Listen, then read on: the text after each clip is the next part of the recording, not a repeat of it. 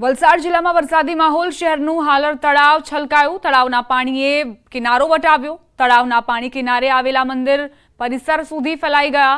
જિલ્લામાં આજે ભારે વરસાદની આગાહી વ્યક્ત કરાઈ છે। તો કઈ રીતે વલસાડમાં સ્થિતિ સર્જાઈ છે તેની તસવીરો જુઓ। મંદિર પરિસરમાં પણ પાણી ભરાઈ ચૂક્યા છે। હવામાન વિભાગની વરસાદની આગાહીના પગલે ભાવનગર જિલ્લાના દરિયામાં કરંટ જોવા મળ્યો। ઘોઘા, અલંગ, સરતાનપર તેમજ મહુવાના દરિયામાં પણ કરંટ જોવા મળ્યો। અલંગ સહિત ગ્રામ્ય વિસ્તારોમાં વાતાવરણમાં પલટો આવ્યો। અલંગ, ત્રાપદ સહિતના ગામોમાં વરસાદી માહોલ છવાયો છે।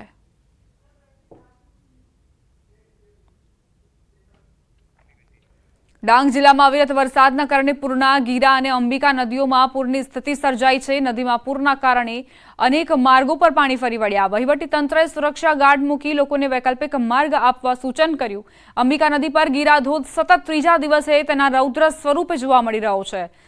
અંબિકા નદી પરના ગીરા ધોધના વહેણ જોતા નવસારીના ગણદેવી તાલુકામાં પૂરની શક્યતા વ્યક્ત કરાઈ રહી છે।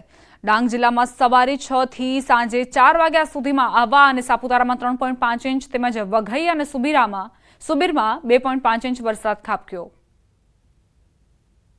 ડાંગ જિલ્લામાં ધીમે ધારે શરૂ થયેલો વરસાદ હવે પોતાની ધીરે ધીરે ગતિમાં વધારો કરી રહ્યો છે, જેને લઈને જે ડાંગ જિલ્લામાં નદીઓ આવી છે એ નદીઓની અંદર ઘોડાપૂર જેવી પરિસ્થિતિ સર્જાવા પામી છે।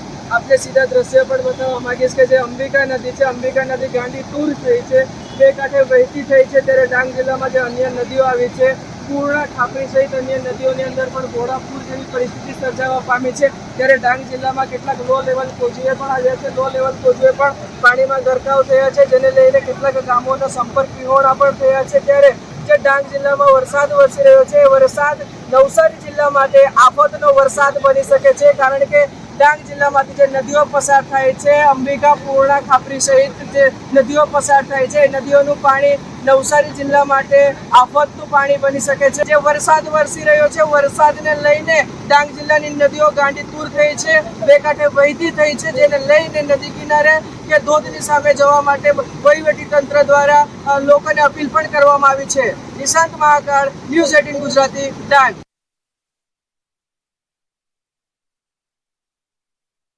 દરિયા કિનારાના નજીક નિર્માણાધીન પેડેસ્ટ્રીયલ બ્રિજનો એક પિલર નમી પડ્યો। સતત વરસાદી માહોલમાં ખાડીના વહેણના વહેતા પાણીમાં માટીનું ધોવાણ થતા નવા જ બનેલા પુલનો પિલર નમી પડ્યો હતો। ઉમરસાડીના દરિયા કિનારાના પર્યટન સ્થળ તરીકે વિકાસ કરવા સરકારે ₹9.50 કરોડના ખર્ચે 126 મીટર લાંબો ફૂટ ઓવર બ્રિજનું કામ પ્રગતિમાં હતું। ઘટનાની જાણ થતાં જ ગામ લોકો અને સંબંધિત વિભાગના અધિકારીઓ પણ સ્થળ પર દોડી આવ્યા। ઘટના બાદ નવા બની રહેલા પુલના કામની ગુણવત્તા અંગે પણ સવાલો ઉઠી રહ્યા છે। તિથલ બીચ કરતાં બી સારો છે અમારો બ્રિજ। અહીંયા દરિયા કિનારો બહુ સુંદર અને સ્વચ્છ છે, એના માટે અહીંયા ટુરિઝમ વિકસાવવા માટે કનુભાઈશ્રીએ અમને આ એક સારી ભેટ આપી છે। પણ હવે શું કારણ હોઈ શકે, કદાચ આ લોકો ભ્રષ્ટાચાર કરીને એમાં કદાચ કંઈ આવું તેવું કંઈ થયું હશે, પણ બીજું કારણ તો કંઈ નહીં કહી શકીએ। પણ આ રેતીનું ધોવાણ, દરિયાનું જે એ લોકો જે રેતીનો આ જે ખાડીનો જે વેણ છે એને ડાયવર્ઝન કર્યો એના લીધે થઈ શક્યું। બ્રિજનો કામગીરી અમારા સુપરસ્ટ્રક્ચર, આમાં ખાલી પેડેસ્ટ્રન બ્રિજ છે, એટલે ફૂટ ઓવર બ્રિજ માટેનું બધા સ્ટ્રક્ચર સુપરસ્ટ્રક્ચરના મેટ જે હતા તે બધું આવી પણ ગયા છે, પણ ચોમાસાના લીધે આપણે કામગીરી શક્ય નથી। હવે આ ઇસ્યુ થયો છે, તેના લીધે ફરીથી એજન્સી દ્વારા રેક્ટિફાઈ કરી ફરીથી આપણે કામગીરી પૂર્ણ કરી દઈશું। સુરેન્દ્રનગર જિલ્લામાં ચાલુ ચોમાસામાં સારા પ્રમાણમાં વરસાદ ન પડતા ખેડૂતો ચિંતિત બન્યા હતા, પરંતુ તાજેતરમાં વઢવાણ સહિતના પંથકમાં સારો વરસાદ પડતા ખેડૂતોમાં ખુશીની લહેર વ્યાપી છે। સારા વરસાદથી ખેડૂતોના કપાસ, મગફળી, શાકભાજી સહિતના પાકોને જીવતદાન મળ્યું છે। ખેડૂતોએ 4 લાખ હેક્ટરમાં વિવિધ ખેતી પાકોનું વાવેતર કર્યું છે।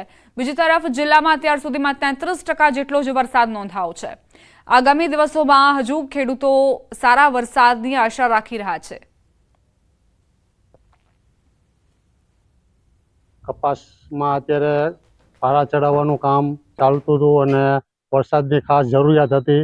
ત્યાં વરસાદ આવ્યો તો અમારા મોલને જીવતદાન મળ્યું છે અને સારામાં સારો ફાયદો થશે આ વરસાદથી। સુરેન્દ્રનગર જિલ્લો મુખ્યત્વે ખેતી આધારિત જિલ્લો છે। ચાલુ વર્ષે સુરેન્દ્રનગર જિલ્લામાં ક્યાંક ને ક્યાંક વરસાદની ઘટ જોવા મળી રહી હતી। અત્યાર સુધીમાં સિઝનનો માત્ર 33% જેટલો વરસાદ વરસી ચૂક્યો છે। જ્યારે બીજી તરફ જો વાવેતરની વાત કરવામાં આવે તો સુરેન્દ્રનગર જિલ્લામાં 4.5 લાખ હેક્ટર જેટલી જમીનમાં જુવાર, કપાસ, મગફળી તેમજ શાકભાજી સહિતના જે અલગ અલગ પાકો છે આ પાકોનું વાવેતર ખેડૂતો દ્વારા કરી દેવામાં આવ્યું હતું, પરંતુ ક્યાંક ને ક્યાંક વરસાદની ઘટને લઈને ખેડૂતોમાં ચિંતાની લાગણી જોવા મળી રહી હતી. પરંતુ ખરેખર અણીના જે સમય છે એ કુદરત છે એ ખેડૂતો ઉપર મહેરબાન થઈ હતી. છેલ્લા થોડા દિવસોથી સુરેન્દ્રનગર શહેર તેમજ જિલ્લામાં છૂટાછવાયો જે વરસાદ વરસી રહ્યો છે તેને લઈને ક્યાંક ને ક્યાંક આ જે કપાસ સહિતના જે પાકો છે તેને જીવતદાન મળ્યું છે અને જેને લઈ અને ખેડૂતોમાં ખુશીની લાગણી જોવા મળી રહી છે. અને આ જે કપાસ સહિતનું જે વાવેતર છે આ વાવેતરને આ વરસાદથી જીવતદાન મળ્યું છે અને સારું ઉત્પાદન થાય તેવી ખેડૂતોને હાલ આશા છે. અને ખેડૂતો દ્વારા હાલ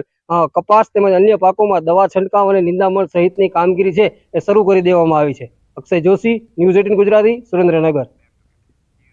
મહેસાણા જિલ્લાના જોટાણાના ચલાસણા ગામના ખેતરોમાં ઓઇલવાળું પાણી ઘૂસી જતા ખેડૂતો પરેશાન થયા. 25 થી 30 વીઘા ખેતરમાં ઓએનજીસીનું ઓઇલવાળું પાણી ઘૂસી ગયું. તેના કારણે ખેડૂતો દ્વારા જ વાવેતર કરવામાં આવેલો પાક નષ્ટ થયો, જેના કારણે ખેડૂતોમાં હવે ભય ફેલાયો છે. ઓએનજીસીના સીટીએફમાંથી ઓઇલ મિક્સ પાણી ખેતરમાં ફરી વળ્યું. ખેડૂતોનો આક્ષેપ છે કે દર વર્ષે આવી રીતે પાણી ખેતરમાં છોડી દેવામાં આવતા મુશ્કેલી પડી રહી છે. ખેડૂતોએ નુકસાનનું વળતર ચૂકવવાની માંગ કરી છે. ઓએનજીસીના પાપે ખેડૂતોને નુકસાન વેઠવવાનો વારો આવ્યો. ઓએનજીસીનું સીટીએફ છે, એમાં ઓઇલની એ લોકોએ પેલું તળાવ બનાવેલું છે, એનું પાણી ને ઓઇલ બે મિક્સ આવેલું છે અમારા ખેતરમાં. ને એ 8 વીઘા ખેતર છે મારું એકને, ને એમાં ટોટલી ઓઇલને પાણી આવી ગયેલું છે. તો કઈ રીતે ખેતરોમાં ઓએનજીસીના ઓઇલ મિક્સ કરેલા પાણી ફરી વળ્યા તેની તસવીરો જુઓ. આ પાક હવે નષ્ટ થવાના આરે છે. સીધો આર્થિક ફટકો ખેડૂતોને પડશે અને દર વર્ષની આ સમસ્યા છે. પાણી આ રીતે છોડી દેવામાં આવે છે અને ત્યારબાદ ખેડૂતોને બરબાદ થવા છોડી મૂકવામાં આવે છે. ખેડૂતો વારંવાર પ્રશાસનને રજૂઆત કરી ચૂક્યા છે, તેમ છતાં પણ પરિણામ શૂન્ય. બનાસકાંઠાના પાલનપુરમાંથી નીકળતા બાયપાસ રોડને લઈને ખેડૂતો આક્રમક મૂડમાં છે. વારંવારનો વિરોધ છતાં કોઈ નિરાકરણ ન આવતા હવે ખેડૂતો આંદોલન કરવાની તૈયારી કરી રહ્યા છે. આજે પાલનપુરના ખોડલા ગામે 16 ગામોના ખેડૂતો મોટી સંખ્યામાં એકત્રિત થયા અને વિરોધ નોંધાવી આંદોલન માટેની રણનીતિ ઘડી. ખેડૂતો આગામી સમયમાં ઉગ્ર આંદોલન કરવાની ચીમકી પણ ઉચ્ચારી છે.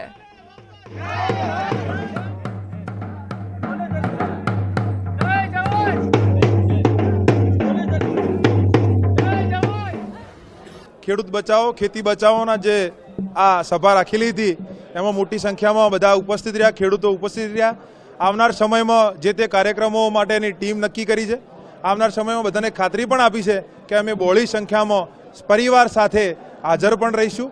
એના માટેની એક રૂપરેખા અને રણનીતિ પણ નક્કી કરી છે. પ્રજાને દુઃખી કરવાનો જે ધંધો ચાલુ કર્યો છે, ખેડૂતોએ વિરોધ નથી કરતા બાયપાસનો, પણ એમણે કીધું કે જેટલી જરૂરિયાત હોય એટલો જ તમે લો.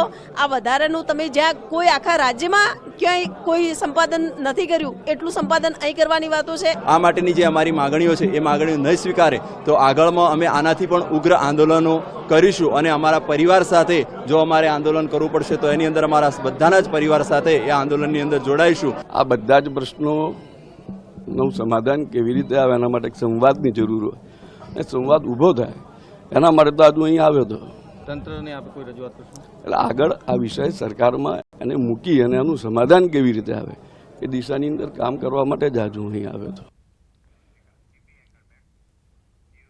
કૃષિ મંત્રી રાઘવજી પટેલ દ્વારકા જિલ્લાના પ્રવાસે. રાઘવજી પટેલ દ્વારા જિલ્લામાં ભારે વરસાદથી થયેલ નુકસાની અંગે બેઠક યોજાઈ.